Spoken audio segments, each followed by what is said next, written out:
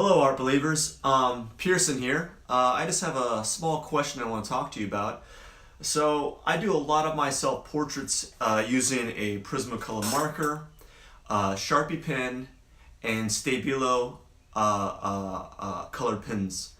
So my question to you is, what kind of pens do you like to use? Do you have a specific preference for what kind of pens you like to use? Do you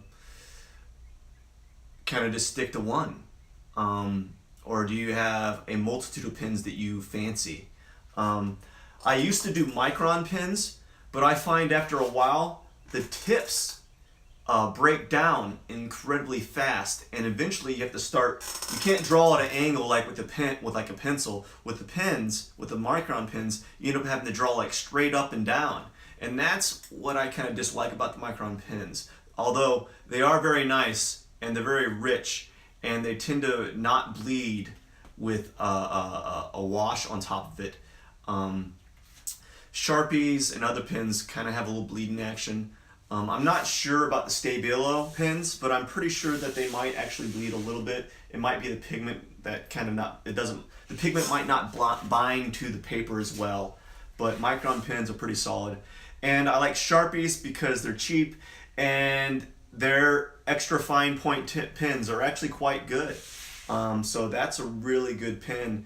Or would you call them pen? Is it a marker? Are there different variations, or are they distinguishable? Like, is a marker different than a pen?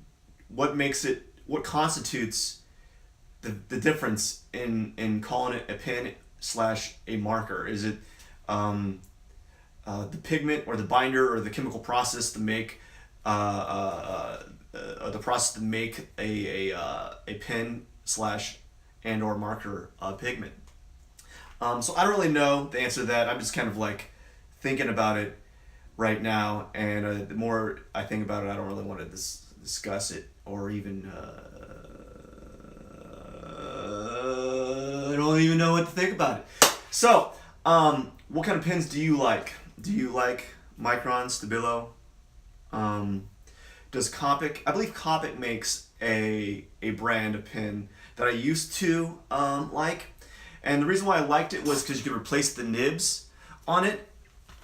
But the thing about that was the darn nibs cost as much as a new pen. And I'd rather just get a new pen.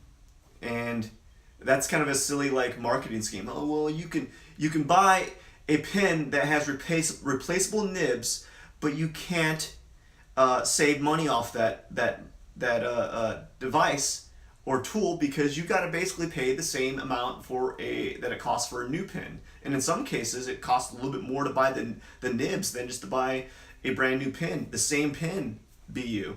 So I'd like to hear your thoughts. I'd like to hear about what kind of pens you use.